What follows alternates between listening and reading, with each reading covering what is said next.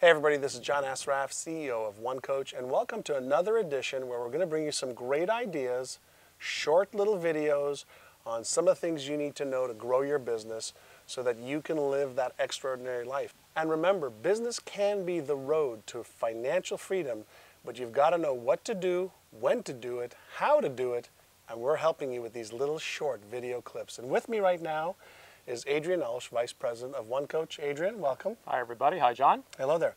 And by the way, you're looking at another angle from my backyard of a killer view. The Pacific Ocean's just back there past the clouds, right through some of the, I guess, the June gloom we call them.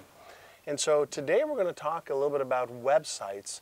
And the reason we're going to talk about websites specifically is because we see so many of them that just don't work.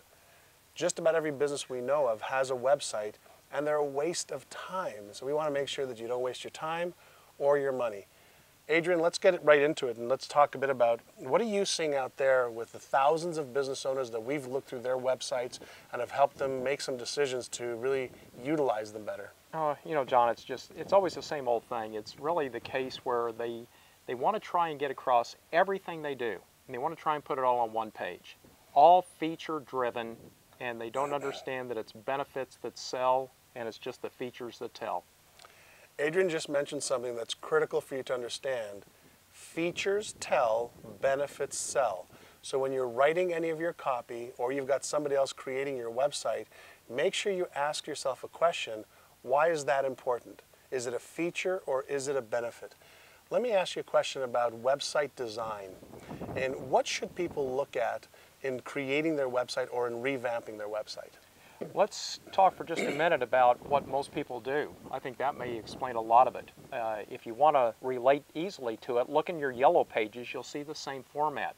Everybody always thinks the name of the company or their picture or their name is at the very top of the website. Hate to tell you this, gang, they don't care who you are or what you do. Your prospects only care about one thing, and that's what's in it for them.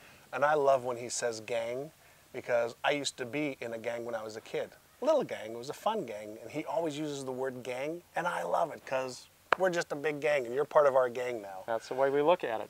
I just had to interject that with gang. So when people are looking at their website, pictures important, not important? Not important at all. They don't care. What they're looking at is when they come in, they've got a problem or a frustration, there's a certain fear or concern they have. They're looking for an answer to that. And what we have to understand, there's so much media out here today, so much hype and messaging, that when they hit a website, especially if they've been brought in by search engine optimization, you've got 3 seconds maximum to somehow grab their attention and cut through that clutter, or they're going to click off on and go to the next site. And that brings up a good point, because what I learned that is critical for you to understand is, number one, what you've got to make sure is when somebody comes to your website, they know exactly and precisely what you do in 1 to 2 seconds. If they don't, they bounce right off and go somewhere else. So the first and most important thing to understand is make sure that your website in 1 second lets people know, yep, this site, I know what it is, and this site can help me. What's number 2? Well, I think staying with number 1 for just a minute, I think when they hit the site, instead of just seeing the name of a company, you've got to have a big, bold headline there that speaks directly to what we call their hot buttons. Okay. And that means what's that biggest problem or fear or concern? And then you need to either have a subheadline or a video there. But I think the second thing is, what's going to be the purpose of that website? It's right now, I think, being used as an information overload machine. Oh, any better way to put it than that.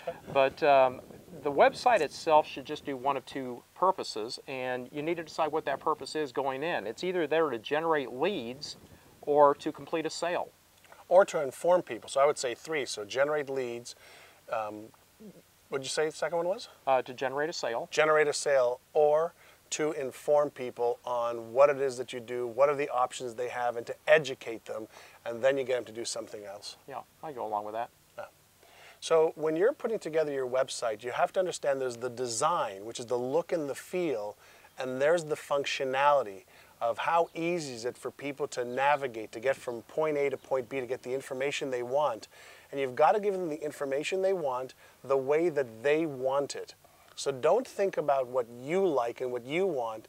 Think about the end user, the person that is your potential customer or is the potential person who's looking for some information before they make a decision. Think about how you use the internet. You're gathering information, and the person or the website that gives you the best information the way you want it is usually the website that you stay on and come back to.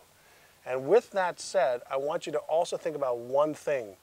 What is the one thing that you want your visitor to do once they get to your website? So are you using it, like Adrian suggested, to capture a lead, to start the dialogue with them, or are you looking for them to make a purchase right there? Or is it simply to gather information and to leave?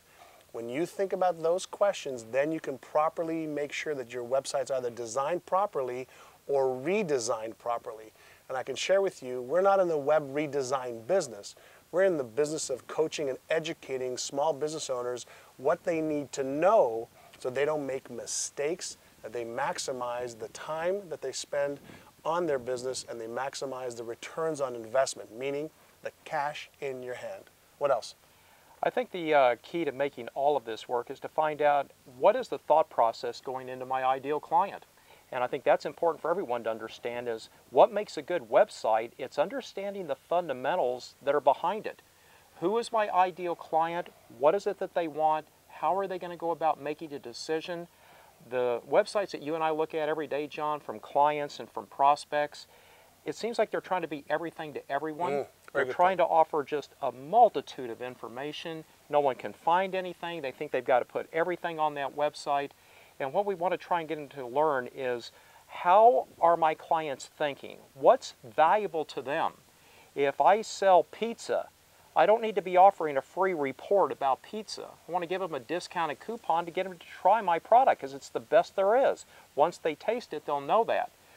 If you're a doctor, though, and you're offering a new type of technology or some revolutionary process, people are going to be a little bit hesitant to try that. They've got to be educated as to what the benefits are to them in trying this new process. So in that case, an informational offer would be something that would be very appealing to those people. Like a free report or articles? Right. And if you're selling a product, what people want to know is that other people have used that product and have received the benefits of using that product. So they want testimonials, they want evidence. No differently than you'll find on the One Coach website. We've got hundreds of testimonials from customers that have utilized our service and have allowed us to help them coach them to success. And so you really have to understand some of the fundamentals. Don't get too sophisticated. Websites don't need to cost, $50,000 or $100,000 anymore. You can really get a great looking website and a great functioning website for under a few $1,000s. And that's it.